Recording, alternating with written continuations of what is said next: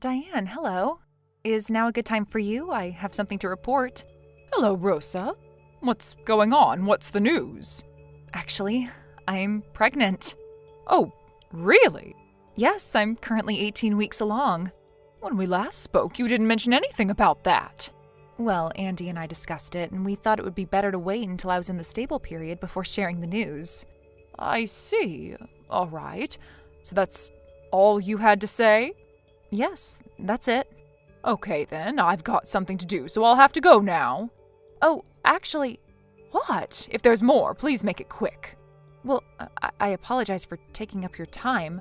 No, it's fine. You don't need to apologize. If you need to say something else, feel free. Thank you. It's just, I'm a little nervous about how things will go from now on. Andy and I are really excited, but there's still so much to think about. It's a big change. I understand. It's a huge step. Just make sure you take care of yourself and don't hesitate to reach out if you need anything. I will, thank you. I'm just a little overwhelmed, but I think I'll be okay. Just remember to enjoy the moments of happiness, too. Thank you, Diane. I really appreciate your support. Of course. Take care of yourself and let me know if you need anything else. I will. Thanks again.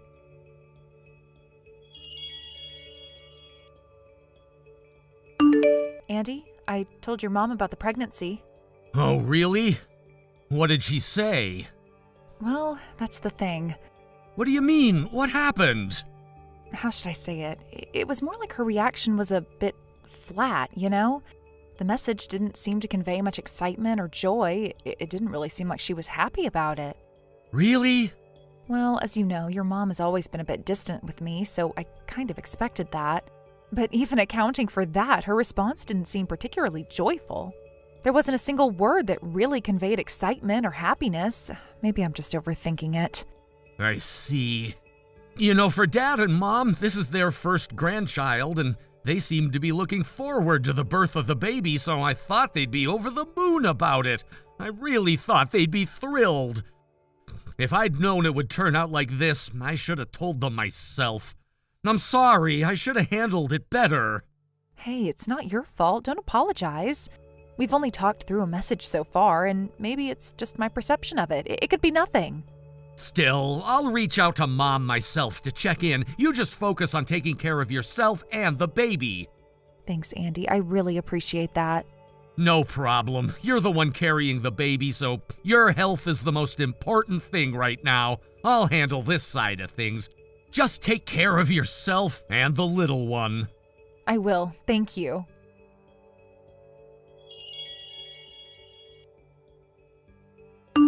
Mom, it's Andy. Oh, what's going on? Didn't you get a message from Rosa a little while ago? Oh, the pregnancy announcement? Yeah, about that. I'm just gonna get straight to the point. What is it? Are you by any chance upset that the news was a little late? Huh? I mean, how should I say this? I saw that chat history between you and Rosa, and honestly, I got the feeling you weren't too thrilled about the whole thing. Oh, well, yeah. It's true that pregnancy is usually a joyous occasion, but this time it's a bit complicated. What do you mean by complicated? Well, you see, Erica still isn't pregnant. Erica? Why are you bringing her up now? Your dad and I talked about it, and we agreed that this time we'd let Erica go first. We need to ask Rosa to give up on this for now. What? Let Erica go first? Give up? What are you saying? What I mean is, the first grandchild should really be Erica's child, don't you think? Huh? What? It's like a matter of seniority in the family, you know. It just feels off, to be honest, if the younger brother's child is born before the older sister's child. It just doesn't sit right, don't you agree? No, that's not how it works. Erica has her own plans with her husband, and besides, this is a precious life we're talking about. You're telling me to just let it go? Do you even understand what that means? Rosa's still young, she'll be fine. Once Erica gets pregnant, then you two can try for your second child. But until then, you understand, right? What are you even saying? This is about my child. It's my child, the child of my wife and me. Why are you making this all about Erica? Look, it's just that I'm sure you get it, right? The first grandchild for your dad and me should really come from our daughter, not from a daughter-in-law. When a child is born from a daughter, there's just a different kind of bond, a closeness we feel. And if that's the first grandchild, the joy is so much greater. What kind of reasoning is that? Are you serious right now? Oh, please try to understand where we're coming from. How can I understand that? It's impossible! We're not saying you shouldn't have children. We're just saying this time the timing isn't right. You need to be considerate of that. Don't make it sound so simple. It's my child we're talking about here. My son or daughter, the one carrying my blood. What does Erica have to do with any of this? Andy, you have to understand. Your dad and I are just looking forward to the child that Erica will have. We've been waiting for this moment, so please, can you just be reasonable this time? Are you trying to erase the fact that this is Rosa's and my baby? Are you seriously saying that to me? I'm done with you both if that's the case. Rosa and I are having this child no matter what. Wait, Andy, don't say that. What kind of parents would try to discard their grandchild just because of their own selfish reasons? I don't want parents like that. Hold on, Andy, please, just listen to me for a second. No, I'm done listening. I've made up my mind. No one is going to stop us from having this child. Not you, not anyone. Andy, please think about this. Your dad and I have always thought about the family, about what's best for everyone. But you're being so stubborn right now. Can't you see that we're just asking for a little patience? Patience? What's there to wait for? I'm already waiting to become a father, and I'm telling you right now, no one is going to take that away from me. You can talk all you want about timing, but this is a life we're talking about. My child's life. I'm not saying you shouldn't have this child, Andy. We just wanted things to go a little differently. We wanted the first grandchild to be Erica's, that's all. You keep saying that, but it doesn't change anything. I'm not asking for your permission, and I'm not going to let you dictate this. But Andy, think of your dad. This is a huge decision, and it's not just about you and Rosa. It's about the whole family. This isn't about the whole family. It's about me and Rosa. It's about our future and our child, and you're asking me to put that aside just for some idea of tradition? I won't do it. Not now, not ever! I never thought you'd react like this. We just wanted to share in the joy of the first grandchild together and not have it be a source of conflict. You know what? I don't need that kind of joy if it comes with this much baggage.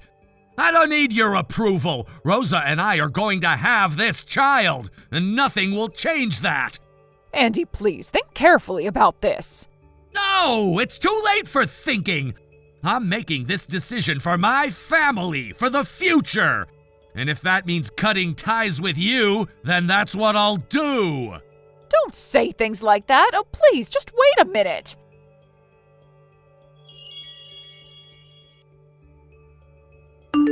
Andy, it's your mom.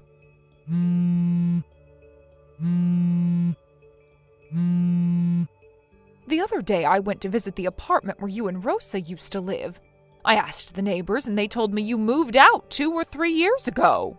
So, where are you living now? Oh, there's something important I need to talk to you about. Please respond.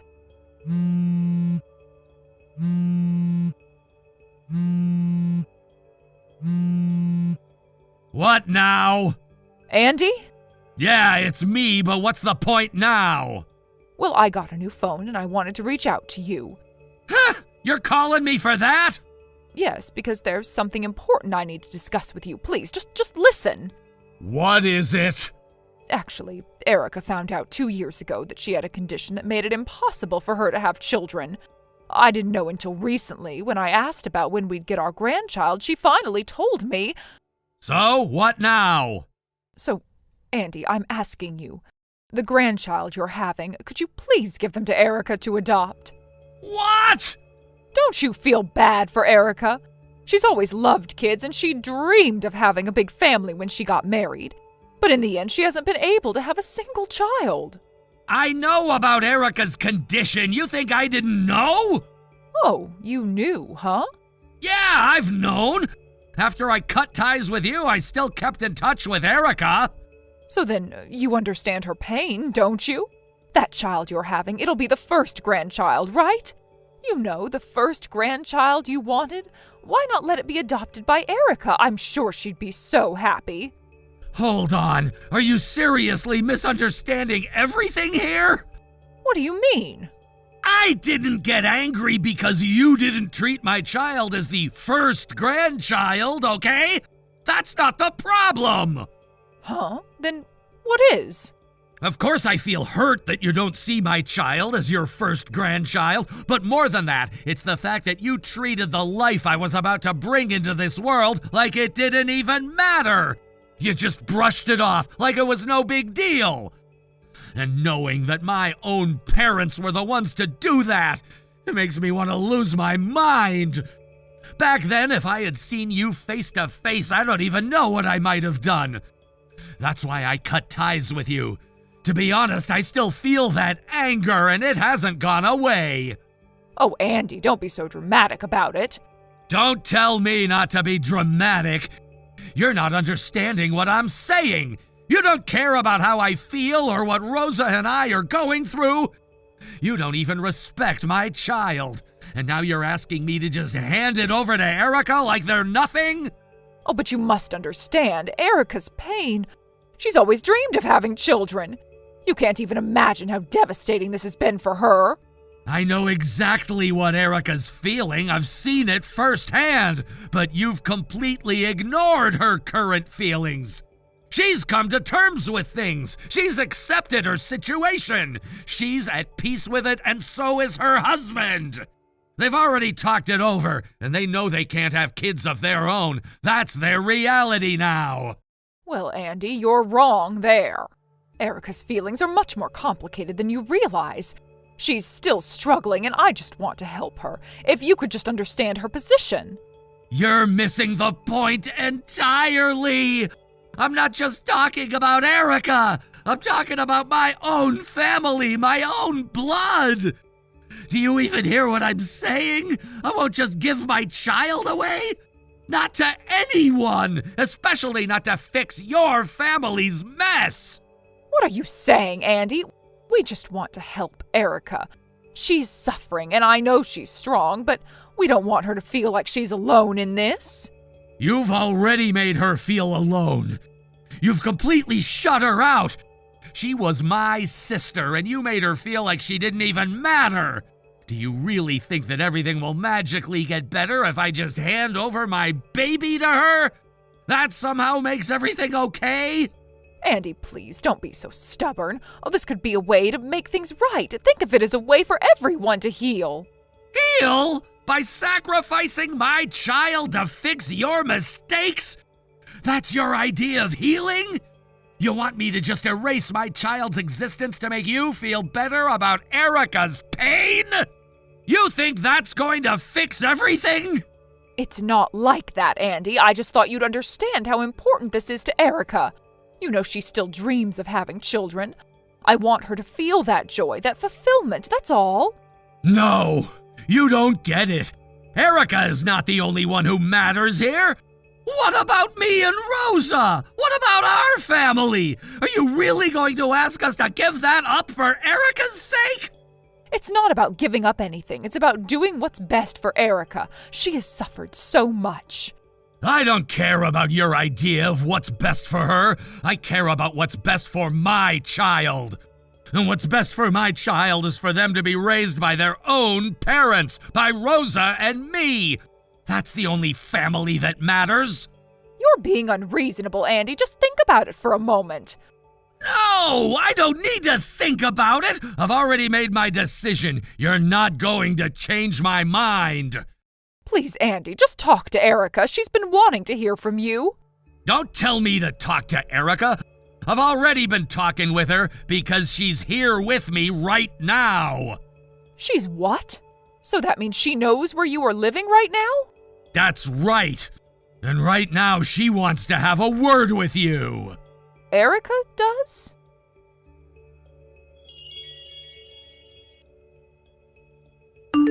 Mom? Erica! If you knew about Andy's new address, you should have told me.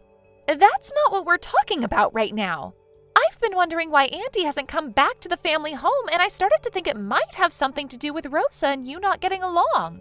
In some ways, I was right, but now I finally understand why Andy didn't want to talk about it when I asked. You'd understand, right? After all, it makes sense that the first grandchild should come from the eldest child. Having a grandchild from your own daughter is just so much more meaningful. But Andy, well, he's a man, so he just doesn't get it. Don't assume anything. You can't seriously be telling me you were upset because Rosa got pregnant first. And to make matters worse, you're saying something as horrible as give up on a life as precious as this? Not only that, now you're suggesting giving the child up for adoption, tearing apart a parent and child for the sake of your own beliefs about what's right. Well, I only suggested that because I was thinking about you. What? What do you mean, thinking about me? Don't act like you're doing this for me. You've completely ignored what's right for my family and for my child. No, I just thought, since you haven't been able to have children and Andy and Rosa are having one, maybe this could be a way to help. You know, you could have the joy of raising a child. That's all I wanted, to help you. Stop. It's none of your business. I'm not a child, and neither is Andy. I know my own life. You're trying to use us to make yourself feel better, but it's wrong. What you're asking us to do is unforgivable. Well, I know there's someone close to my husband's relatives who's in a situation where they can't raise their child, so we've been working on adopting them. It's a bit of a different situation, but I think you'll understand. So what? Are you saying you'd be okay adopting Andy's child too, just like that? Well, if there's a reason Andy can't raise the child, I'd consider it. But honestly, both Andy and Rosa have become wonderful parents. Their child loves them so much, and I just don't see why they would have to be separated. And yet, you're still so willing to tear apart our family. You're completely ignoring the bond we have with our child. You can't just give away a child for your own peace of mind. You're not seeing the bigger picture. It's about bloodlines. If we're being honest, the child isn't really related to us. How can we call them our grandchild? What did you just say? Well, it's the truth. They're not really related to us by blood, so how could we consider them family in the way we should? Are you really my parents? Are you really the people who raised me? What's wrong with that? This is how things should be. We can't just throw away traditions. You used to be different. You were never like this before.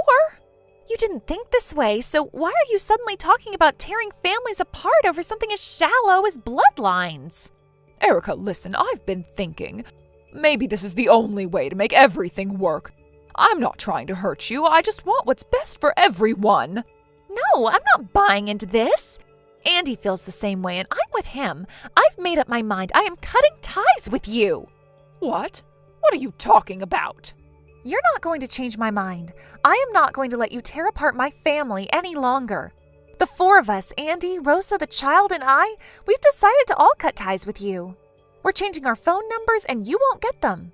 Erica, please don't do this. I just want what's best for everyone. Why can't you see that? Because what's best for everyone isn't what you think it is. You've lost sight of what really matters, and I won't stand for it anymore. Well then, I guess we'll have to do this the hard way. You don't want to listen to reason, but I'm not going to give up. And I'll just suggest you move in with us, you, Andy, Rosa, and the child. That way we can all live under one roof and you won't have to worry about anything. What? You think that will solve everything? That suddenly we can just fix all of this by living together? No, this isn't a fairy tale, Mom. You can't force things like this. I'm doing this because I want you to be happy. I want you to experience the joy of being a mother, and I am willing to do whatever it takes. This isn't about me. This is about you trying to control everything. I'm done. Erica, please, just talk to me. I don't want to lose you. Then stop trying to control my life. Stop trying to tear my family apart. Goodbye.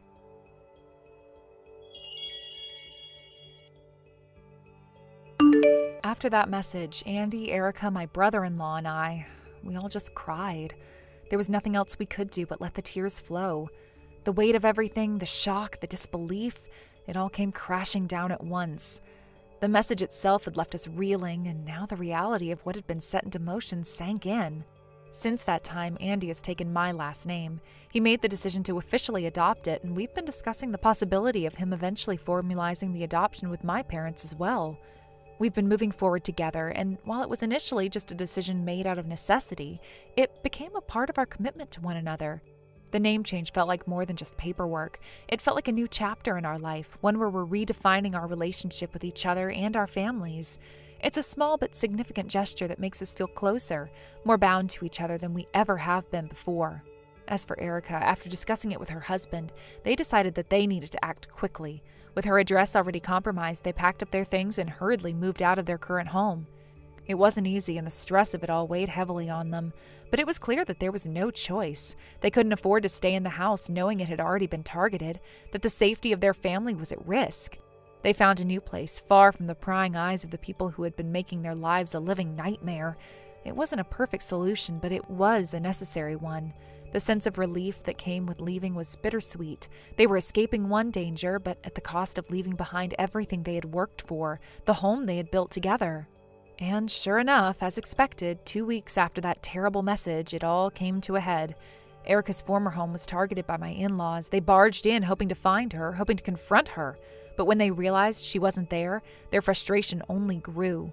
With no hesitation, they turned their attention to the next places they thought they might find her, the homes of my brother-in-law and my own family. They showed up unannounced, demanding to know where Erica had gone and why she was hiding. It was as if they had believed that they had the right to track her down, to control her every move. However, both my brother-in-law's family and my own knew the truth. We had all been fully aware of the situation by that point, and while we had tried to remain calm and reasonable, the actions of my in-laws had pushed us to the edge. When they arrived at our homes demanding answers, the reception they received was far from welcoming. We stood our ground, refusing to let them intimidate us, refusing to let them manipulate us into revealing anything. My family and my brother-in-law's family were steadfast, standing together united in the decision to protect Erica, to shield her from whatever plans they thought they could carry out. I will never forget the look on my in-laws' faces when they realized that we weren't going to budge. It was as though a switch had been flipped and all the anger and frustration they had been bottling up finally exploded. But instead of finding the answers they were looking for, they only found more resistance. My brother-in-law's family and my own were like walls, blocking them from getting any further. We turned them away no matter how much they begged or demanded. The look of shock on their faces was something I will never forget. It was as if they couldn't believe they had been denied, that the control they thought they had over us was slipping through their fingers. But we were done playing their games. We weren't going to let them dictate our lives anymore. It wasn't long before word spread. The details of what had happened, the truth about what they had tried to do, began circulating. It wasn't just a matter of our families knowing the full story. Soon, people in the community started to learn what had really been going on. It didn't take long for the whispers to start. People began to notice the sudden isolation of my in-laws, the way they kept to themselves, avoiding contact with everyone. It was obvious that something had shifted. The comfortable, confident image they had projected for years had been shattered, and now they were left with nothing but the judgment of their neighbors and the quiet whispers behind their backs. From what I've heard, my in-laws are now living a much smaller life. They've retreated into the shadows, trying to avoid any further attention. The weight of the situation has settled on them heavily, and while they may have thought they could get away with their actions, the reality has been far different. They're not the same people they once were, and the people around them are no longer as willing to turn a blind eye. It's almost as if the universe itself is holding them accountable in ways they never imagined. They're no longer seen in the same way by those around them. Their once powerful presence has been reduced to something almost unrecognizable. The people who once admired them now look at them with suspicion, with disdain, and they can't hide from it. It's as though the truth of what they've done is inescapable, and no matter how hard they try to ignore it, they can't avoid the consequences of their actions. They've become isolated, their world shrinking around them as the people they once knew begin to keep their distance. Thank you for watching and listening. We hope you enjoyed the video. Don't forget to like this video and subscribe. Also, feel free to leave a comment about what you thought of the story. We look forward to seeing you at the next story. Well, thank you so much for the entrance ceremony earlier. I went ahead and sent you a message right away. Thank you for earlier. I really appreciate it. Just to double check, you're Allie's mom, right? Yes, that's me. I'm Allie's mother, and thank you again for speaking to me at the entrance ceremony. I'm actually new to the area, having just moved here from across the station. It's such a relief to finally be able to connect with the neighbors within a walking distance. Oh, you just moved? Oh, that must be a big change. How's everything going with the unpacking? Yes, for the most part. I'm still tackling the smaller details, but I'm taking it slow. I don't want to rush through everything. Well, that sounds good. Let me know if you need anything. I can recommend a few local places or help out with anything. It's always easier when you have a good neighbor to rely on. I'll definitely keep that in mind, thank you. By the way, have you made any mom business cards yet? Mom business cards? Yes, you know, the cards we use to exchange information with other moms. It's a thing around here. Oh, I've heard of them, but I'm not really sure what they are. It's a good way to keep in touch with everyone. I made some when my daughter was in kindergarten, and it really helped. We would swap cards and keep in contact for playdates or school events. I see. I'll have to look into it. I'm still getting used to the idea of having cards for mom stuff. When I think of business cards, I think of work. Well, it's a bit of a local custom. I'm sure it'll make things easier when you get to know the other moms here. Oh, I see. So you think it's pretty common around here? Well, definitely. Most people here do it, especially if you're new to the area. It's like a little shortcut to making connections. I see. So, are you working outside the home? Yes, I'm working. Oh, so you're a working mom then? Yes, that's right. Well, that must be a bit tough balancing everything. I've heard it's not easy. It had its challenges, but it's what I want to do. I enjoy my job. But I'm guessing it's because your husband doesn't make enough to cover everything, right? I know it can be tough with just one income. My husband makes good money, so I don't have to worry about working. I can focus on the kids and other things. I understand. It's good that things are working out for you. Yeah, it really helps. I'm lucky to have a husband who does well at work. His income is actually listed on my mom card, along with his position at the company. I'll give you one next time we meet. Wait, you put your husband's salary and job details on the card? Yeah, that's how it is. It's not unusual here. You see, it helps us decide how we relate to each other. You know, we get a better sense of who people are and what they're about. I see. That's an interesting approach. It's just the way things are done, and it helps smooth things over. Right, I see now. Thank you for explaining. Oh, no problem. Oh, I've just remembered. I've got a dinner appointment in a bit. Oh, I have to run out too. I need to pick up dinner ingredients. What are you making? Well, since it's a celebration for Allie starting kindergarten, we're having her favorite, hamburgers. Oh, that sounds great. It's nice to make a special meal for your kids. Yes, it's a simple but meaningful celebration. Well, my family's going all out tonight. We're having a French dinner at a fancy restaurant. Oh, that sounds lovely. It must be nice to have such a luxurious dinner. It's a treat for sure. Anyway, I should get ready for it. Yes, I should start getting dinner together too. It was nice talking to you. We should stay in touch. Definitely. Take care.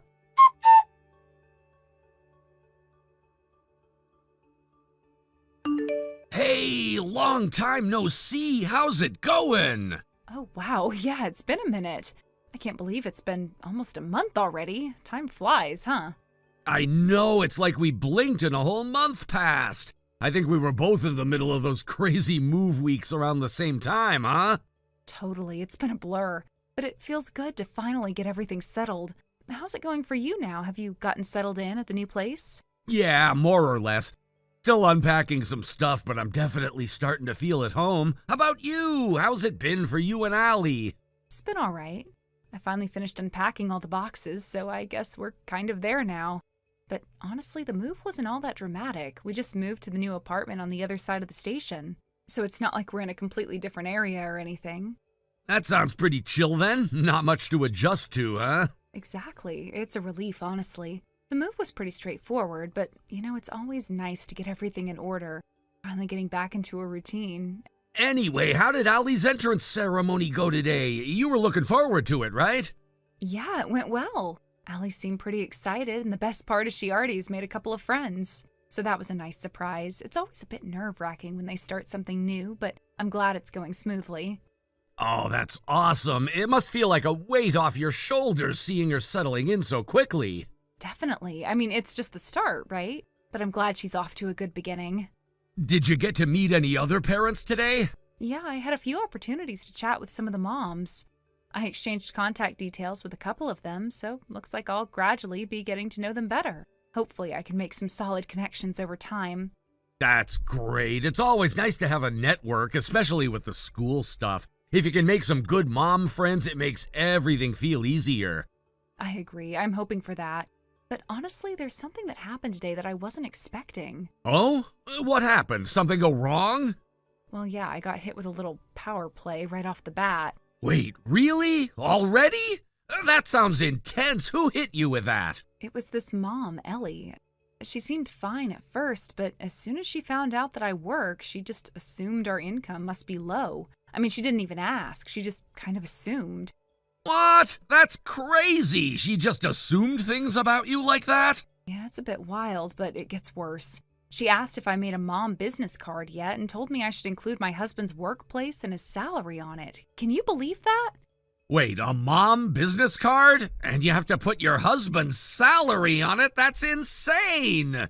Yeah, I thought the same thing. It was like she was trying to size us up based on financial status. She made it sound like it was a must-have. That's so bizarre! Did she actually say that? You have to include all that personal stuff? Yeah, exactly. She was acting like it was normal. I had to look it up online after the conversation just to figure out if I missed something. Turns out you don't really need to go that far. It's not a requirement at all. Wow, I'm glad you looked it up and figured it out. I mean, no one should be making assumptions about your situation like that. Honestly, I was a little taken aback. It felt uncomfortable. But I'm glad I got the right information in the end. It's good to know that I don't have to follow her lead. That's really good. I'm glad you're not letting it get to you. So, Ellie, huh? That's the same Ellie that Rachel was telling me about, right? Yeah, that's her. Do you know her too? Oh, yeah. Rachel mentioned her a while ago. She's been dealing with Ellie's mom power trips for a while now. Rachel's actually really relieved to be away from her, especially after the move. She says she feels like she's finally free from all that pressure. Oh, I didn't know Rachel had been going through the same thing. Well, it makes me feel a little better knowing I'm not the only one Ellie's targeted. Yeah, Rachel's been putting up with Ellie's stuff for ages. But now, after the move, she's in a much better place. She's been telling everyone how much more relaxed she feels. That's good to hear. I'll have to talk to Rachel about it more, but honestly, it's a relief to know that I'm not alone in this. Definitely. And hey, you and Martin are probably the best equipped people to handle Ellie's kind of behavior. I mean, you guys have got everything together, right? Well, I don't know about all that, but it's definitely nice to have the backup. It helps to have some leverage in these situations, that's for sure. I mean, you two are basically an unstoppable duo when it comes to handling situations like this. You got the info, the confidence, and the resources. Ellie's got nothing on you. I appreciate that, Ron. It definitely helps to know that we're well equipped, but I'll still keep an eye out for any more surprises, just in case. For sure. And hey, Rachel said she'd be sending you a message later with some other stuff she wanted to pass on. She's got a few more things to share that might be useful. Got it. I'll look out for that. Cool. Well, I should get going. Martin's calling me, so I'll catch you later. All right, tell Martin I said hi. And thanks for all the info, Ron. It really helped. No problem. Take care, Janelle. Talk to you soon. You too. Bye.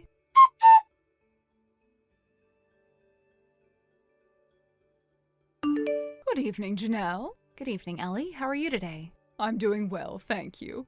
I just wanted to say thank you for exchanging your mommy business card with me today. I really appreciate it. It's always nice to meet someone who takes these things seriously, don't you think?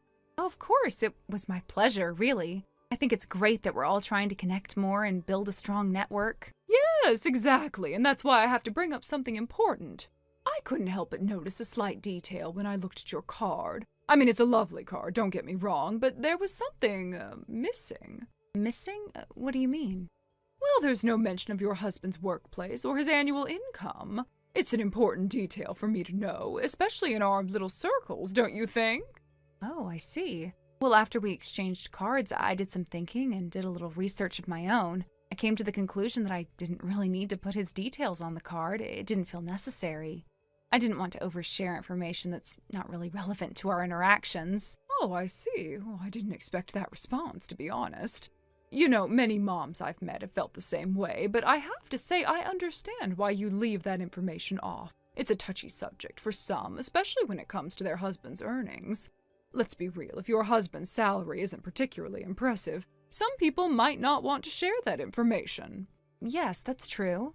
But I don't think income should define the value of a person or their family. It's just not something I feel the need to highlight. Oh, darling, you're so sweet, but let me tell you something. That's not how things work in the real world, especially among people like us. There's a certain image we must maintain, and income plays a huge role in that. It's just how things are. You'll learn that as you meet more people in these circles, trust me. I understand your perspective, Ellie, but I'd rather not live my life based on what others expect of me. I have my own principles, and I don't want to be measured solely by my husband's paycheck. I see. Well, we can certainly agree to disagree on that. I think it's just a matter of priorities, right? Some people value their privacy and principles, and others, like me, understand the importance of making connections through financial status and influence. But enough of that, I'm sure we can still get along, even if our views don't entirely align. So I've been thinking, we should get together for an event, just the moms, a little tea party, maybe? A tea party? Oh, that sounds lovely, but I'm not sure I can take part. I've got quite a busy schedule this week, and especially on Friday. There's a big project deadline I'm dealing with at work, and I really can't afford to take time off. Oh, don't be silly. Surely you can make time for something like this. I'm sure whatever you're working on can wait, right? A little time off wouldn't hurt, would it? Well, I do have responsibilities I can't just ignore. This project is crucial, and it's in its final stages. I have to be there. It's a shame, really. But don't worry, I'm not upset. If you can't make it, you can't make it. But, Janelle, I do need to remind you of something. When you look at my business card again, you'll notice something very important about me. You see, there's a lot more to me than meets the eye. You're starting to understand that, right? I've already seen your card, Ellie. I didn't quite understand what you mean, though. What's the big deal about your card? Oh, sweetie, it's everything. The details on my card aren't just a formality, they show my position. The fact that my husband works at an elite company, earning a very substantial income, is something people need to know. Because it speaks volumes about our social standing, our influence. You understand, don't you? I suppose I understand the connection you're making, but I still don't see why it matters so much. We're all just people, aren't we? Why should our value be tied to our income? Oh, Janelle. Sweetheart, it's not just about being people. It's about understanding your place in society. You think this is just about you and me being friends, don't you? But no, it's about knowing your role and how you fit into the bigger picture. My husband's earnings are much higher than your husband's. That's just a fact. We're above you in social standing. But because I'm generous, I'm willing to extend my friendship to you. As a favor, it's my choice, you see. That doesn't seem very fair. Or even like real friendship. If you're only offering your company based on income disparity, then it's not genuine. Oh, I see. You're still struggling to understand, aren't you? Well, let me be blunt. My family's income is in the stratosphere compared to yours. We're wealthy, Janelle. I don't know if you've noticed, but my lifestyle, my connections, they're far beyond what you experience in your day-to-day life. You're just an average person, and you have to accept that. And because I'm generous, I'm willing to spend time with someone like you. But in exchange, you'll do what I ask. You'll play the part of a grateful, subservient friend. You're asking too much, Ellie. I won't be treated like that. Oh, don't be difficult. I'm giving you an opportunity here. If you don't appreciate it, well, that's on you. But know this. If you ever cross me, if you keep resisting, I'll make sure you feel the consequences. You might lose your place here among people who matter. Your whole life could change, Janelle. You could even find yourself without friends, without the respect of those who matter. People like me, we have ways of making things happen. You can't afford to anger someone like me. That's an empty threat, Ellie. I won't let you control me with fear. Is that so? Let's see how long that defiance lasts. You think you can just stand up to me without any consequences? People in our circle know how to make things uncomfortable. But let's not talk about that just yet. You've got a lot to think about. I've already made up my mind, but before we go any further, I have a question. You mentioned your husband works for a certain company, and I've seen the name on your card, but I need to confirm something. What is it? Spit it out. The company your husband works for? It's actually my business partner's company. We've worked with them for years. They're one of my company's biggest clients. What? Are you serious? You're telling me that company? No. That can't be right. How could you possibly have a connection to them? Yes, it's true. I didn't know your husband worked there, though. I guess this changes things a bit, doesn't it? Wait a minute. This is unexpected. You've got connections there too? But I've been the one flaunting this. You haven't been holding out on me, have you? No, I wasn't hiding anything. I just never thought it mattered, Ellie. But now I see that things aren't as simple as I thought. We both have ties to the same people, and it seems that now things might be a bit more, equal between us. Oh, wait, I suppose I haven't properly introduced myself either. I'm a freelance web designer. Huh? You're not just a part-timer?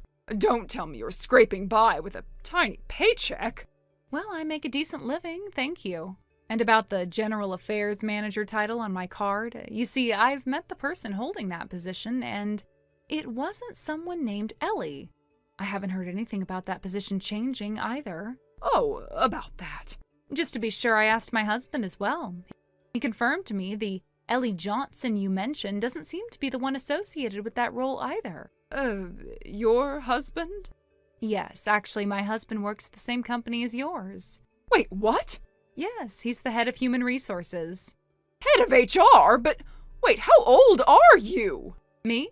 I'm 35. Wait, your husband is about the same age, right? But to become a department head at such a young age, it's not like that's something that happens overnight, is it? You trying to take a position like that, pretending to be something you're not, it's utterly shameless. How could you try to pull a fast one like that lying through your teeth? But we have a 17-year age difference. If you don't believe me, you can ask my husband. His name is Martin Saunders. Wait, what? Martin Saunders? Are you telling me that Martin Saunders is your husband? Yes, that's right. I don't believe this. You've been lying this whole time. Actually, no, there's no need for all the accusations. It's all been the truth. But your husband, he's been working in the factory department, right? Just a regular employee. Isn't that what you said? Well... So why the lie? Why put a fake title on your business card like that? Does your husband even know about it? Janelle, please. Yes, Ellie, what is it now? I'm begging you, please don't let this get out. Please, I'll do anything you ask. Anything, I promise. Well, I don't plan to make a huge public scandal of this, but... Thank you so much. But, Ellie, it seems that quite a few people already know about this. Well, apparently your husband sometimes picks up the kids from the school in his company-issued work clothes. And not just any work clothes, the ones from the factory. The ones with the company name on them. What? How do you know that? I haven't even done the school run for a while. Oh, Rachel told me. Rachel? You know Rachel, right? The one who moved here after her husband's transfer. She's Amber's mom. Allie's mom? Wait a second. Rachel is... Yep. Rachel's actually my brother's wife. Funny how things work out, right? Wait. So Rachel already knew all of this? Well, it wasn't so much that she knew directly. It's just that she didn't feel the need to put her husband's info on her business card either. She didn't want to make a fuss, and honestly, she had no reason to. You see, Rachel's situation is different. Her husband isn't wealthy either, but it was never an issue. So you're saying this whole time, everyone has just been pretending they didn't notice? Oh, not really. It's just that most of us know better than to engage in petty fights over things like this. We're grown-ups. We can tell the difference between a sincere person and someone just trying to climb the social ladder. Rachel and the others saw right through it, and they just let it go. They didn't engage with the deception. But, Ellie, here's the thing. If your husband is working in the factory department and you're handing out cards with made-up titles, I'm afraid you'll have to deal with the consequences. You can't go around lying about your social status and think that nothing will happen. I don't know what to do anymore. This whole thing is just spiraling out of control. Well, let me tell you something important. Your idea that not putting your husband's information on your business card means his salary is something to be ashamed of needs to go out the window right now. You can't lie about these things, Ellie. That's the real embarrassment.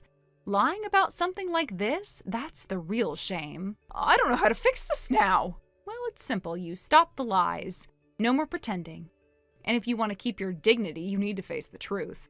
Otherwise, you'll just end up hurting yourself and everyone around you. The truth always comes out, Ellie, and it's better if it comes from you before someone else decides to expose it.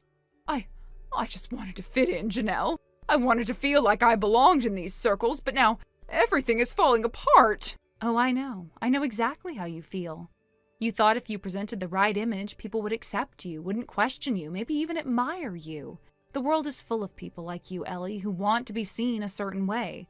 But here's the thing, you can't fool people forever. Sooner or later, they'll see through it. And it's not about belonging to this or that circle. It's about being respected for who you truly are, not who you pretend to be. But what about everyone else? What do I do when people find out? The truth will come out, but at least you'll have the courage to face it. You can't keep hiding behind lies. The sooner you confront it, the easier it will be. You have to decide, Ellie. Will you keep pretending, or will you start living the truth?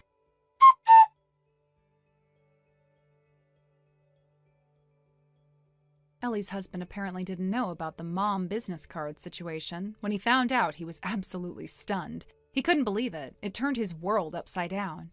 After hearing what had been going on, he immediately realized the magnitude of the problem, and it was clear to him just how much Ellie had hidden from him. It must have been a huge shock in the aftermath. The couple went on an apology tour together.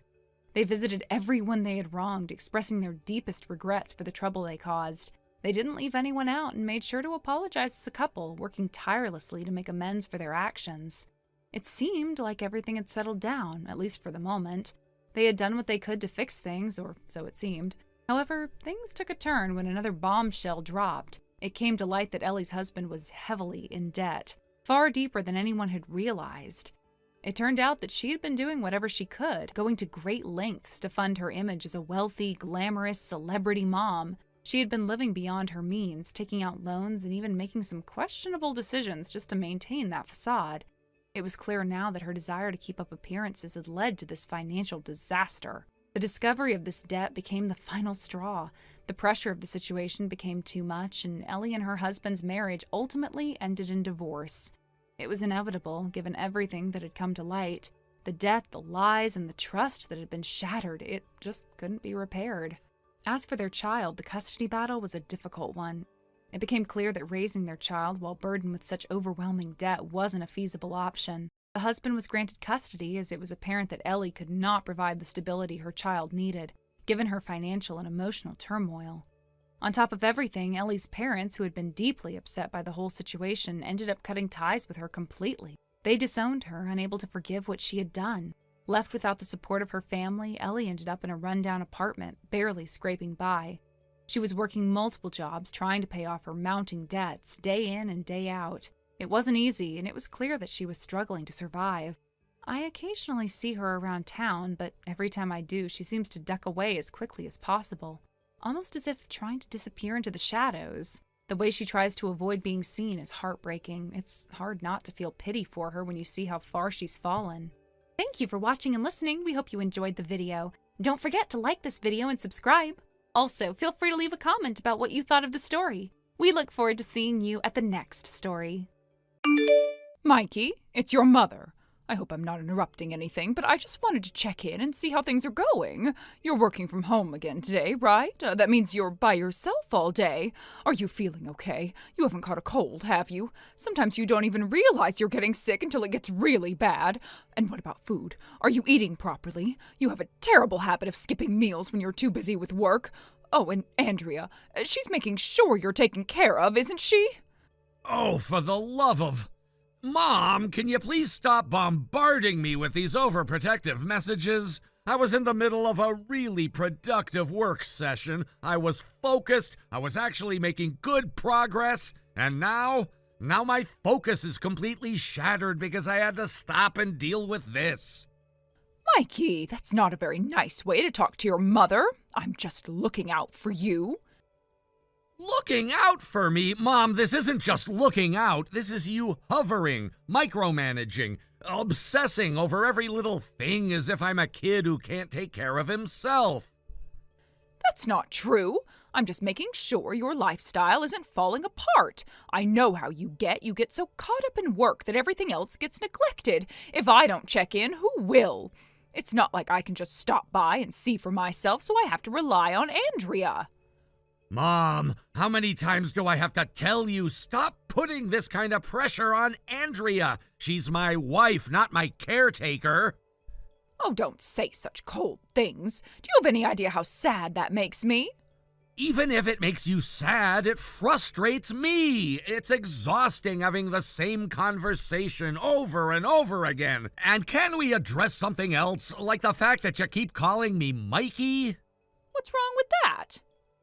What's wrong with that, Mom? I'm 34 years old. You can just call me Mike.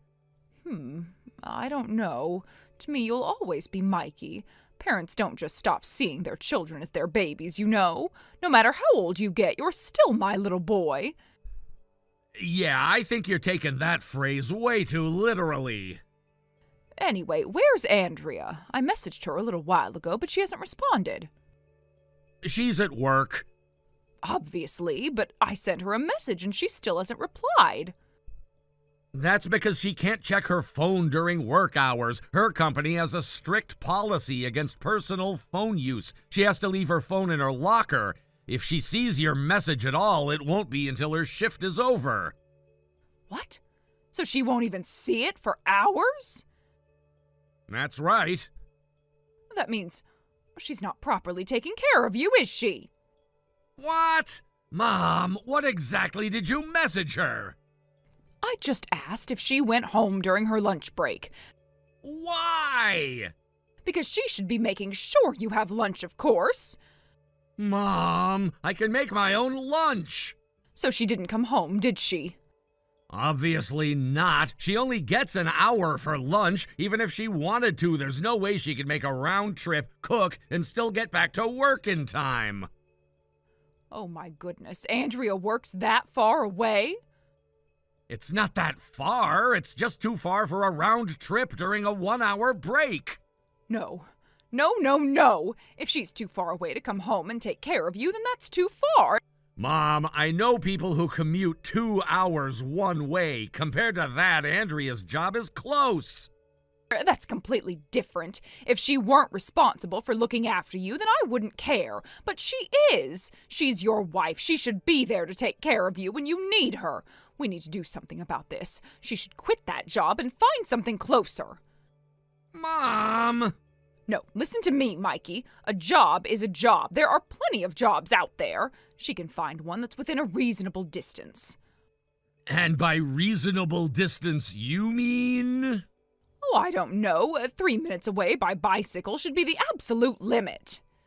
That's insane! We live in a suburban residential area. There aren't even that many workplaces that close by.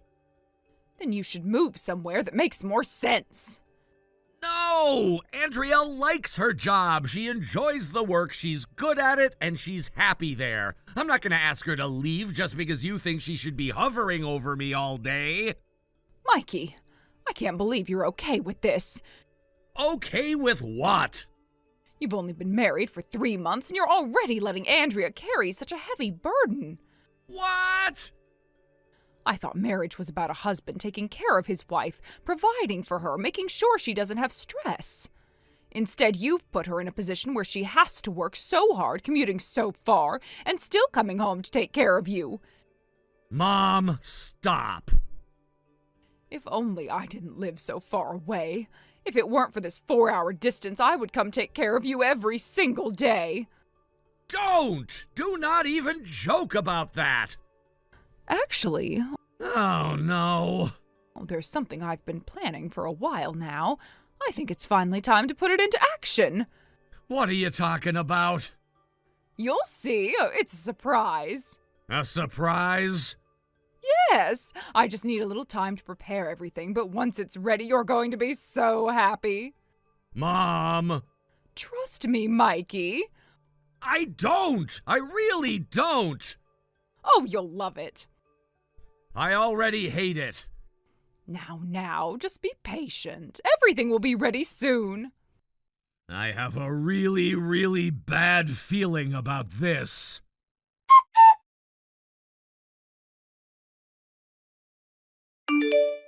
Andrea? Hey, just a heads up. Pretty sure my mom sent you another one of her clingy, overbearing messages. As always, feel free to ignore it. Hey, you. Yeah, I figured. My phone buzzed a couple of times while I was packing up, and I had a feeling it was her. You okay, though? She didn't completely throw you off your day? Let's just say my patience is wearing thin. Oh, no. She hit me with the Mikey barrage again. Mikey! I swear to God, Andrea. I'm sorry, I couldn't resist. But seriously, I don't know how you deal with this daily. Your mom's got persistence, I'll give her that. Oh, believe me, if persistence were an Olympic sport, she'd have taken home gold years ago. No kidding. Though, to be fair, I do get why she's like this. Your parents' divorce hit her hard. Living alone must be rough for her. Yeah, I get that, I do, but here's what gets me. The whole reason my dad wanted the divorce in the first place was because she was way too obsessed with me. That's literally why they split. And 2 years later, she still doesn't get it. That part is wild to me. Like, I understand feeling lonely. I understand struggling to adjust, but you'd think she'd have some level of self-awareness. Nope, none. Not even a little. That's honestly kind of terrifying. Right? At least your dad understood what was going on. That's the one silver lining in all of this. Yeah, thank God for that. If nothing else, I'm glad at least one of my parents realized how unhealthy this was.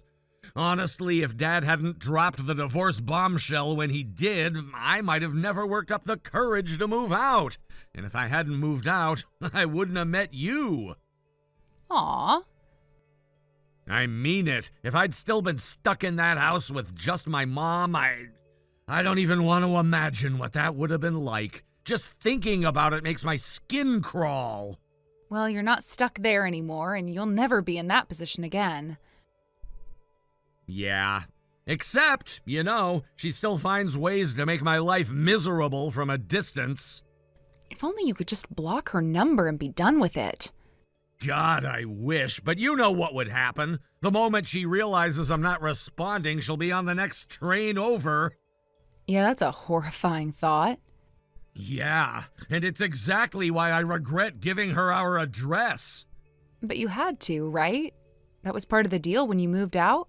Yeah, at the time I was so desperate to get out I would have agreed to anything. But now, every time she calls, every time she texts, every time I hear that notification chime and feel my stomach drop, I regret it. I regret it so much. And it's affecting your work, too. Last week she was blowing up your phone even though you were literally in the middle of a deadline. Exactly! That's what pisses me off the most! I work from home, staying focused is everything for me. And yet here she is, treating me like I'm just sitting around waiting for her to check in on me like I'm still some kid. She has zero boundaries. I don't know how you deal with it. I don't, Andrea. I don't deal with it. I just survive it. That's not okay.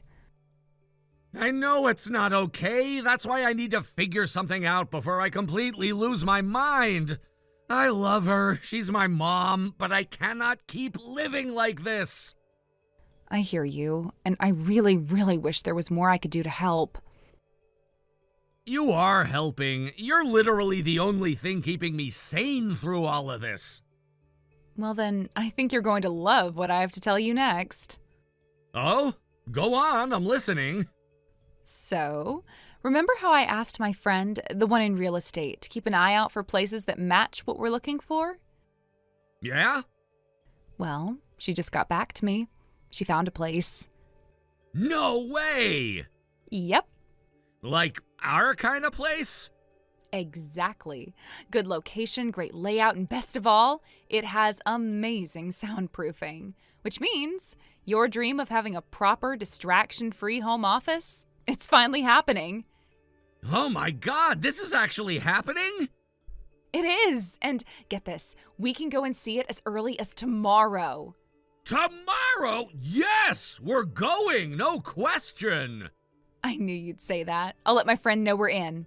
Andrea, you're the best! Like, the best. I could kiss you right now. Hold that thought until I actually get home. Deal. God, this is perfect timing. Our lease renewal is coming up soon, and I was dreading the idea of signing on for another year here. Right? Same. This is our chance to make a fresh start. No more worrying about paper-thin walls, no more distractions while you're working, hopefully. A bit more distance from your mom's radar. Please, I need this. Then let's do it. As soon as we check out the place and confirm everything, we'll start prepping for the move. It's gonna be a lot of work, but we've got this. Yeah, we do got this. Let's make this happen.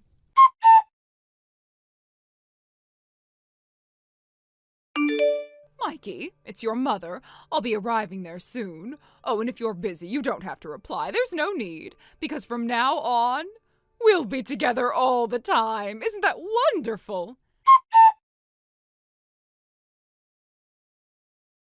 Mikey, are you home? I just arrived and the door was unlocked. Did you forget to lock it, or did you simply leave it open by mistake? I didn't want to barge in on you, but I thought maybe I could surprise you with something today. But now it feels like I've thrown everything off. I expected to walk in and find you both here enjoying a quiet Sunday, but no one's around. I thought you'd be spending time together, but maybe I misjudged that. Well, if you're not home, that's fine. I'll just go ahead and handle things here.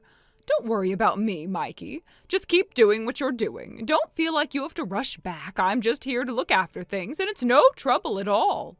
Wait, Mom, what's going on? Oh, Mikey, I didn't mean to startle you. It's just, I thought you might want to know. I've just brought some of my things in. I managed to get a friend to help me unload everything. I've started moving in just a little. I didn't want to overwhelm you, but I thought this might be the best time. What? What do you mean you brought your things here? Yes, Mikey, I thought it would be nice to be closer. You've been through so much, and I know how tough it's been for you. I thought that if I was here, it might help. I've been thinking about how hard it's been, how much you've been struggling, and I couldn't just sit by and do nothing. I want to help, Mikey. Help? By moving in without asking me?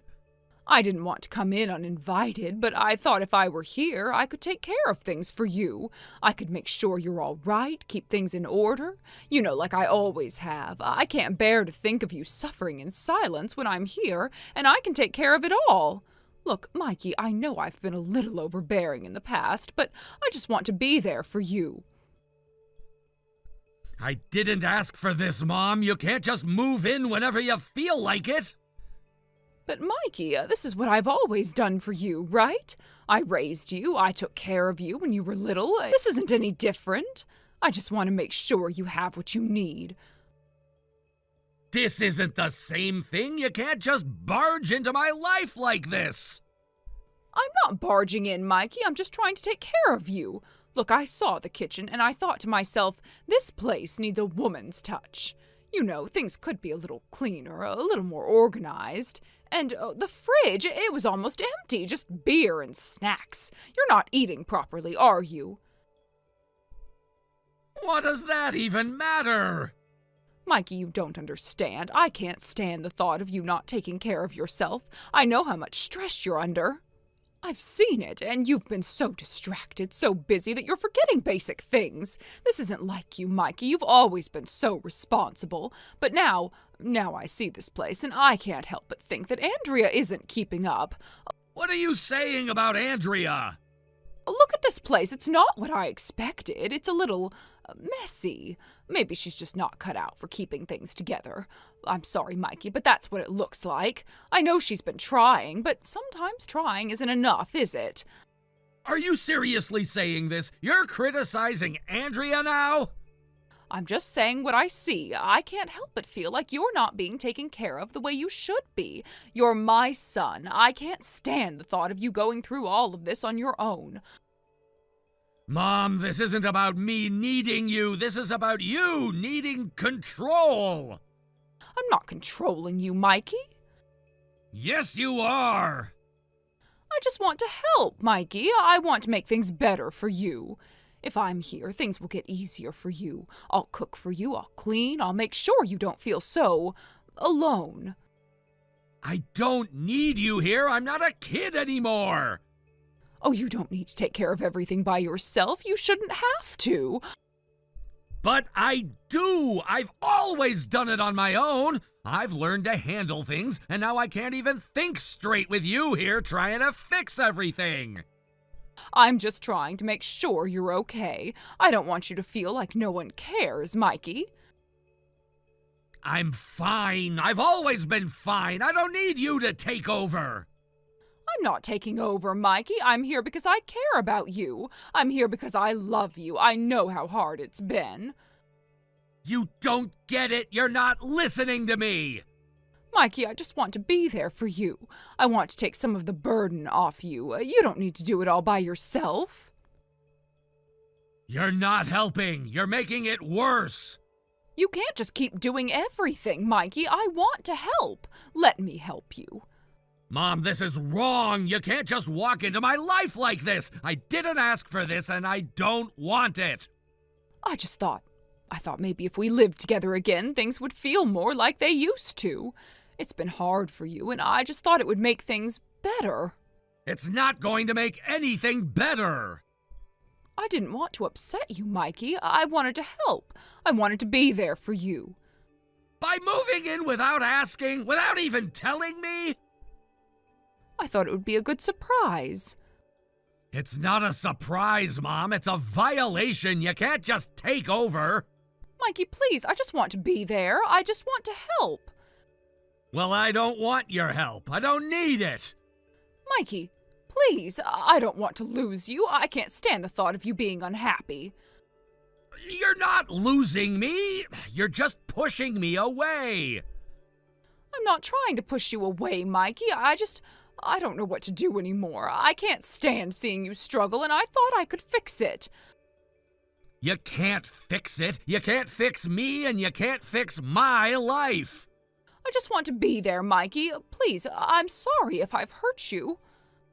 You have. You've hurt me so much, and I can't keep letting you do this. I need to have my own life, Mom. I need to have my own space, my own boundaries. But, Mikey, we're family. Don't you want us to be together? Not like this, Mom. I need to move on. I need to build my own life. Mikey, please. I'm sorry. I didn't mean to hurt you. I can't do this anymore, Mom. I need to be away from you. No, Mikey, please. Goodbye, Mom. Mikey, no. I can't keep doing this. I can't keep pretending that everything's okay when you keep overstepping. Mikey, please, I love you. Don't leave me. It's over, Mom. I can't take it anymore. Goodbye. Mikey?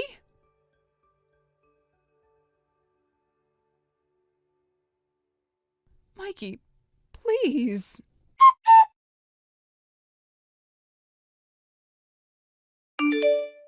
I left the matter to the landlord to handle. At first, I couldn't shake the fear that this could spiral out of control. I prepared myself for the worst-case scenario, one where the situation would end up involving the police, a point of no return. It's a terrifying thought that things could get so bad that the authorities would have to step in. I braced myself, knowing I might have no choice but to face whatever consequences would come from this turmoil. But when the time came, when I wasn't there to intervene, it seems my mother realized, perhaps for the first time, the gravity of the situation. The tension was building, and she must have seen how quickly things could spiral beyond repair. Maybe it was the sheer weight of it all, of everything that had been left unsaid, unresolved, that pushed her to the point where she knew she had to step back. She must have understood on some level that it would only get worse if she kept trying to manipulate the situation or avoid the truth. So, without any further drama, she did something unexpected. She apologized. It wasn't a perfect apology, of course. It wasn't one that magically fixed everything or erased all the pain. But it was sincere, at least from her side. and that simple act seemed to diffuse the tension that had been building. There was no police involvement, no further escalation. My mother, for the first time in a long while, seemed to be owning up to something. It was a quiet moment of reckoning, but one that allowed the situation to come to a close, at least temporarily. But things didn't end there, not by a long shot. Immediately after that, it seems my mother sought out my uncle, her older brother. It's clear she turned to him for help, hoping that he could smooth things over, help her navigate the mess she had created. I can't say for certain what exactly they discussed, but when my uncle showed me the conversation history, it was hard to ignore the look on his face. His initial reaction was one of disbelief, even disgust. He couldn't believe what had unfolded. It wasn't just that he was upset. It was as though he was physically sickened by what he read. The details were beyond his comprehension. How could it have gone so far? How could things have unraveled this badly? I could see the shock and frustration in his eyes as he processed everything. But over time, after a lot of back and forth, he came to a reluctant understanding.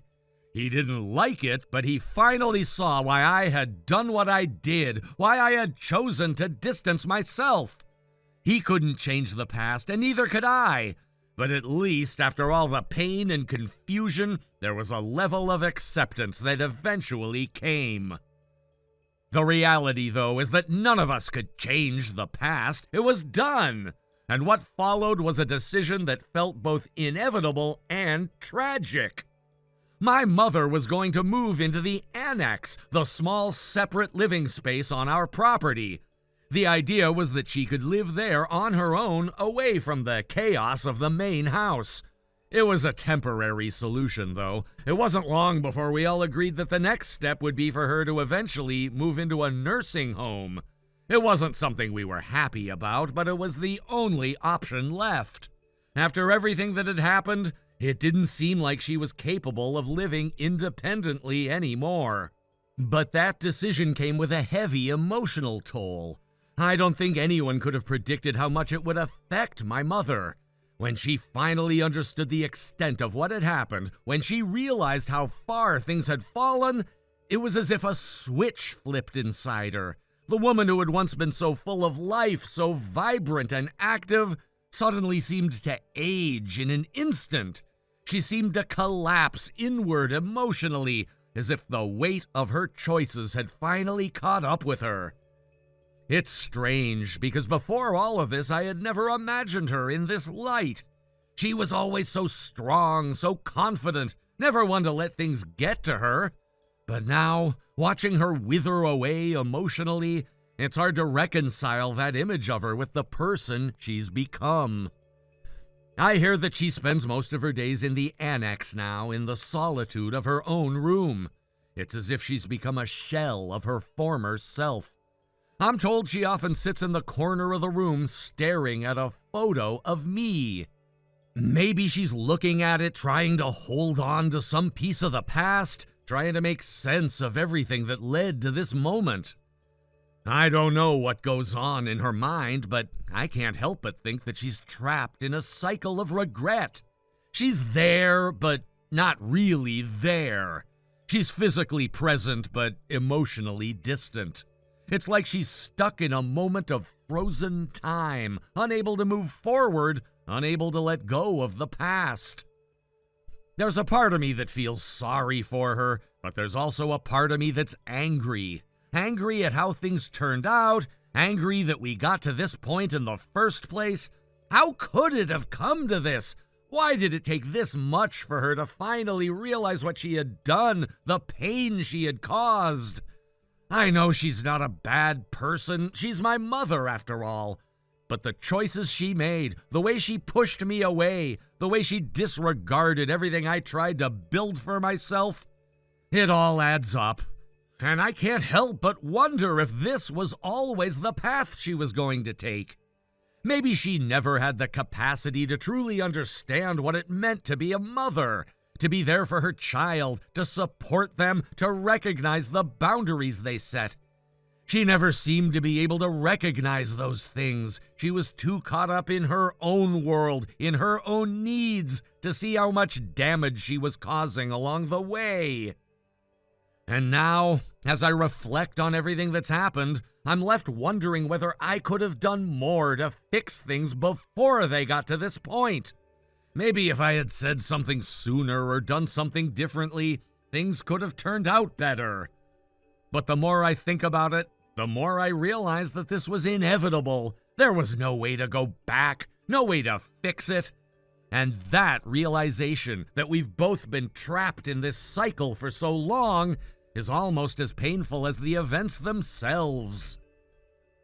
My uncle once told me that sometimes even the strongest family bonds can break, and when they do, they can never be fully repaired. It's a harsh truth, but it's one that I've come to understand all too well. He was right. We've reached a point where there's no going back. My mother and I are too different now. The person I knew, the person I once called my mother, is gone. And in her place is someone who doesn't even recognize herself, let alone me. I think about the future, and I'm not sure what it holds for either of us. I can't predict where this journey will take me or where it will take her. But one thing is certain. Everything has changed. There's no going back to the way things were. The distance between us now is permanent. A chasm that can never be bridged no matter how hard we try. And as much as I wish things had turned out differently, I know that we both have to face the consequences of our actions. The pain, the regret, it's all a part of the process. But in the end, I don't know if there will ever be a way to heal from this. Perhaps time will offer some form of healing, but some wounds, I suspect, run too deep to ever truly mend. Luke, answer me. Hello? Are you seriously ignoring me right now? Hurry up and respond already. Oh, it's you, Celeste. Took you long enough. I've been waiting forever. What, were you just staring at your phone and ignoring me on purpose? No, I wasn't. I'm still at work. This is my break. I told you before, I'm not allowed to use my phone during work hours. Maybe try using a little common sense before throwing a tantrum?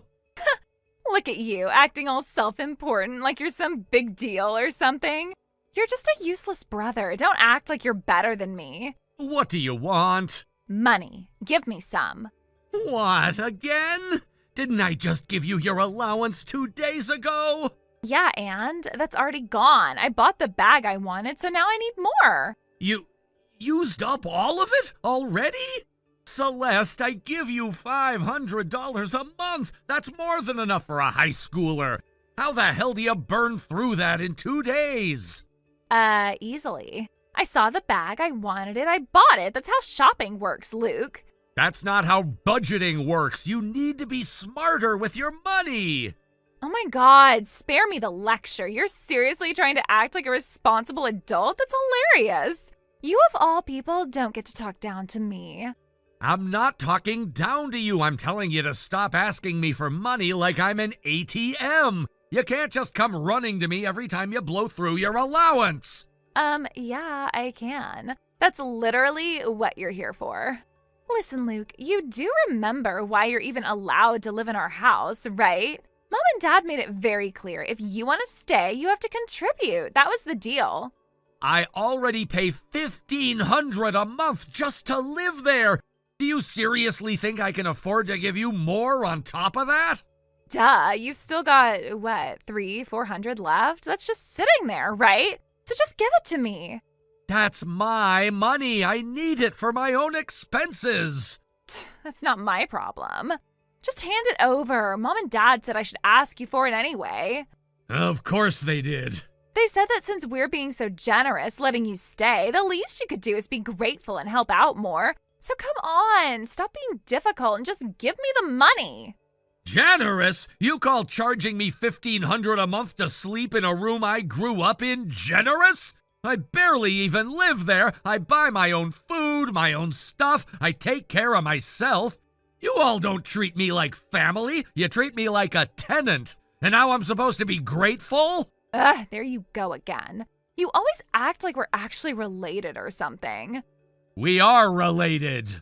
Not in any way that matters. Just because we share some DNA doesn't mean you get to pretend to be my brother. Mom and Dad don't see you as family, and neither do I. Right, of course you don't. Honestly, you should be thanking us for even letting you stay. You're lucky we haven't kicked you out already. Know your place, loser. You finished? Whatever. You're so annoying. Yeah, well, you don't have to worry about me being in your way. I've got a night shift tonight, so I won't be coming home. What? And tomorrow I'm staying at a coworker's place. Seriously, you haven't been home in 3 days already. Yeah, and? Fine. Be that way. Hey, don't ignore me. I'm not done talking. Give me the money.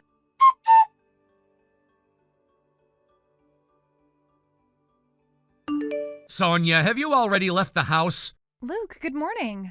Morning. I'm at the bus stop now, waiting for my ride to work. How about you? Are you already home? Not yet. My shift ended up dragging on way longer than expected. I barely got through it. I'm exhausted. Just got on the bus back. That sounds awful. You must be completely drained. Great job hanging in there. I know it's not easy. Yeah, I'm running on fumes at this point. I just want to get home, shower, and pass out. I figured. That's why I made sure to cook something before I left. It's in the fridge, so when you get home, just heat it up, okay? Oh, and don't even think about sleeping on the couch again. Use the bed. You need proper rest. You really didn't have to do all that. I feel bad that you're always taking care of me. Luke, come on. You don't have to feel guilty about anything. I'm your girlfriend. Taking care of you is the most natural thing in the world to me. Besides, you've done so much for me already. I wouldn't be where I am without you. What are you talking about? You got where you are because of your own hard work. Maybe, but you helped. You gave me advice, taught me the ropes, and always had my back when I was struggling. If it weren't for you, I don't think I ever would have made it from a part-time worker to a full-time employee. So if someone like you, someone I love, is struggling, then of course I'll do whatever I can to help. Sonia. No arguments. Just eat and rest, okay? All right, thanks. I mean it. It really helps. By the way, can I ask you something? Yeah, what is it? Did Celeste try to ask you for money again? How did you know? My little brother saw her at the mall yesterday. Apparently she was buying some expensive bag, one that cost a few $100s. Figures. That must have been why she was harassing me for more cash yesterday. She spent her entire allowance in 2 days and expected me to just hand over more. I had a feeling. Luke, I don't mean to pry, but your family, why are they like this? Like what? The way they treat you, it doesn't make sense. Celeste is the one constantly causing problems, but it's like she can do no wrong in their eyes. From what I've heard, your parents don't even scold her when she gets into trouble. They actually go to her school and argue with the teachers, insisting that she's innocent. Yeah, it's happened more than once. I've lost count of how many times they've gone in screaming about how their daughter could never be in the wrong. I just don't get it. I know some families are stricter with the oldest child and more lenient with the youngest, but this is something else entirely. Now that I think about it, I've never actually told you the full story, have I? No, you haven't. But if you're not comfortable talking about it, I understand. I won't push you. No, I want you to know. You deserve to know. All right, I'm listening. The truth is, I'm not my mother's biological son. Wait, so she's your stepmother? Yeah, my birth mother passed away when I was a baby. I don't even have any memories of her. My dad remarried when I was in elementary school. The woman he married, Celeste's mother, became my stepmother. Celeste is their daughter. We only share the same father. Oh, that explains a lot. I always wondered about the age gap between you two. You're almost 12 years apart. Yeah, that's why. And that's probably why they've never really seen me as part of the family. Luke, you've lived in that kind of environment your whole life? Pretty much. It's always been like this. I wasn't what my stepmother wanted in her perfect little family. And my dad? Well, he always just went along with whatever she said. That's awful. I've been planning to leave for a while now, but it's tough. Every month they take $1,500 out of my paycheck as rent. On top of that, Celeste sometimes straight up steals from my wallet. No matter how much I try to save, it's never enough. Luke, Yeah? there's something you need to know. What is it? My brother found out something important. He made me promise to tell you. And Luke, this might be exactly what you need to finally leave the house. What are you talking about? What did he find out? It's not something I can explain over text. I need to tell you in person. All right. You'll be home tonight, right? Yeah, I'll be there. Good. We'll talk then.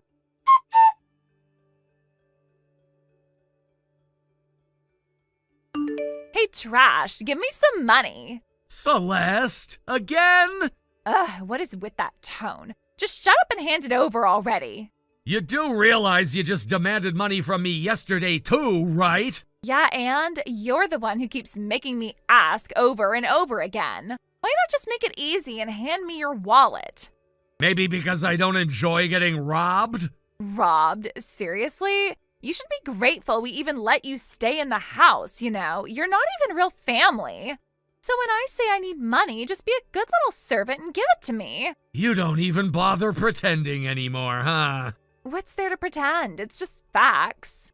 Your whole life belongs to us. You work for Mom, Dad, and me. So if I take a little from you, it's just part of the deal. Celeste, you might want to worry about something else right now. What now? You keep saying weird stuff today. Just give me the money already. Ah, so you really don't know yet. The hell is that supposed to mean? Don't get all smug just because you think you know something. Quit stalling and hand it over. You're beyond saving, you know that? Excuse me? If anyone's beyond saving, it's you. Your life is a joke. Watching you scrape by, barely keeping yourself together, is the best entertainment I have. So make sure to keep suffering, okay? Don't get boring on me now. Wow, you really are rotten to the core. Rotten? Whatever. Now stop dragging this out. Here, take a look at this. What's this supposed to be? Some stupid trick? Wait, is that Mom? And who the hell is that guy? That's her affair partner. What? One of my friend's younger brothers goes to your school. He saw them together while walking home from work. What? No way. That doesn't make sense. How would some random student even recognize my mom? Celeste, come on. You've been called into the principal's office so many times they've practically got a seat with your name on it. And every time, Mom and Dad come storming in like a pair of rabid animals, screaming at the teachers, making a scene. Half the school knows what they look like by now. No, that's ridiculous. And then there she was, strolling down the street wrapped around some guy's arm, kissing him like they were teenagers sneaking around behind their parents' backs. So yeah, my friend's brother took a picture. This is fake. You're lying. You're trying to screw with me. Wow, this is actually hilarious. You think Dad found it funny? Because he sure didn't. The second I showed it to him, he went dead silent. I thought he was just gonna brush it off like he always does, but then he recognized the guy in the picture.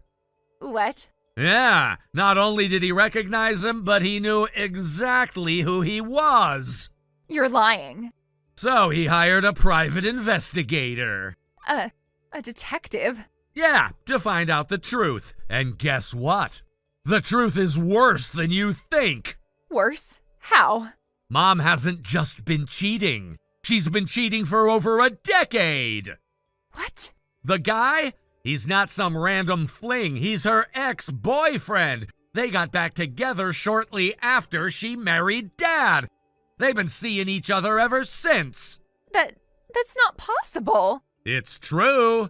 No way. And that's not even the biggest part. What? What else could there possibly be? That man, he's your real father. What? Mom cheated on Dad for years, Celeste. And you're not even his daughter.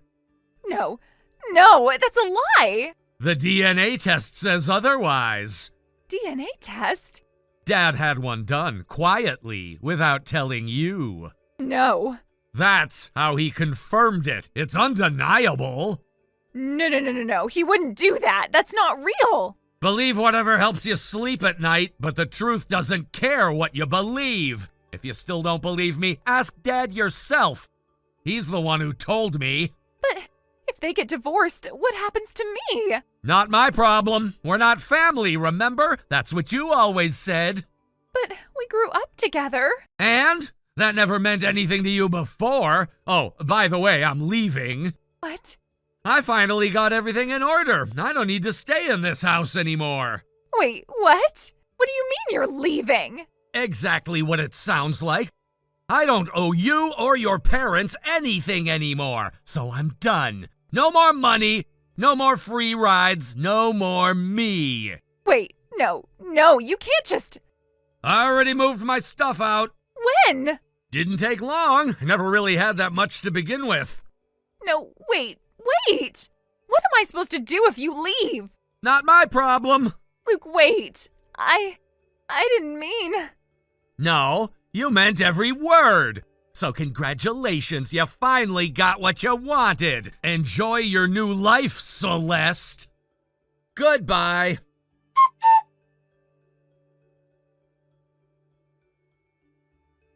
I had some reservations about acting the way I did in front of a high school student, feeling like it might be immature or inappropriate.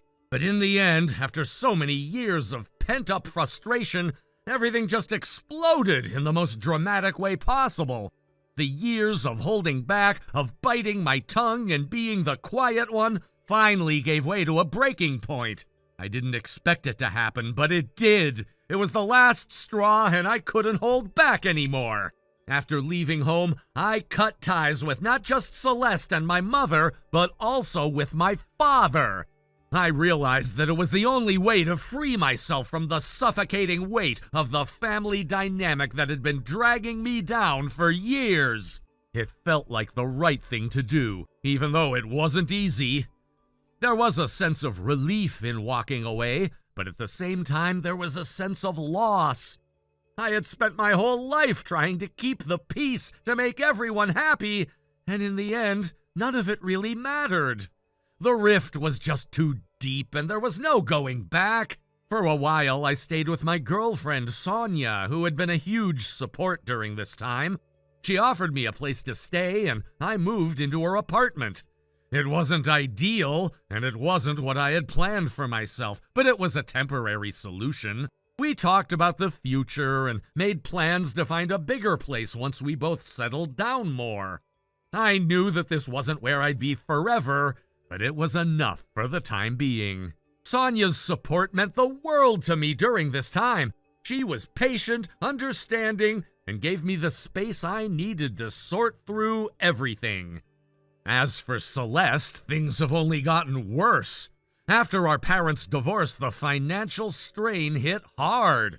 Celeste's tuition fees became too much for my mother to cover, and she had to drop out of high school. It was a blow to her, no doubt, but it was something she had to face.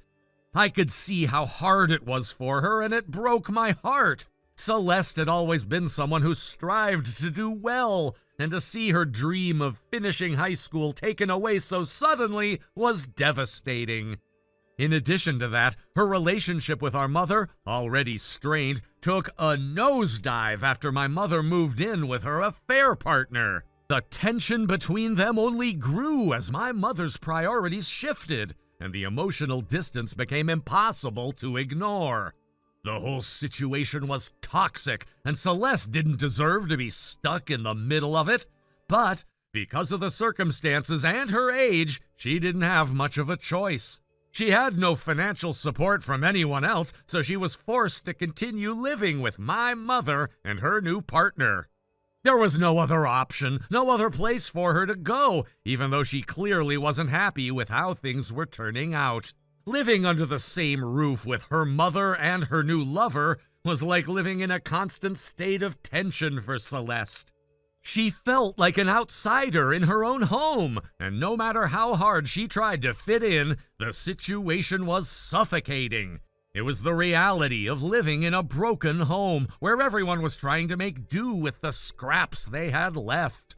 She didn't feel like she belonged, and I could feel that deep sense of alienation whenever I spoke to her. She had become more withdrawn, more resigned, as though she had given up on ever finding peace in that environment. And yet, despite everything, she didn't have much of a choice. With no other family members to rely on and no way of supporting herself, she had to stay in that uncomfortable situation. There was no escaping it, at least not in the way she wanted. Her situation was so difficult, so unfair, that it made me feel helpless. I couldn't fix things for her, and no matter how much I wanted to, I knew that she had to find her own way out. It wasn't my place to step in and solve everything. As much as I wanted to take her away from all of that, I knew that she needed to find her own strength. As for me, I was determined to keep moving forward, to build a new life for myself with Sonia. The road ahead wasn't going to be easy, but I knew that I could face whatever came my way. I had made peace with the fact that my family was no longer in my life the way it had been. I had to let go of the past in order to embrace the future. And no matter how difficult that future might be, I was ready to face it head on with the support of the people who truly mattered to me. Thank you for watching and listening. We hope you enjoyed the video. Don't forget to like this video and subscribe. Also, feel free to leave a comment about what you thought of the story. We look forward to seeing you at the next story. Thank you for watching. Please subscribe and hit the like button. See you next time.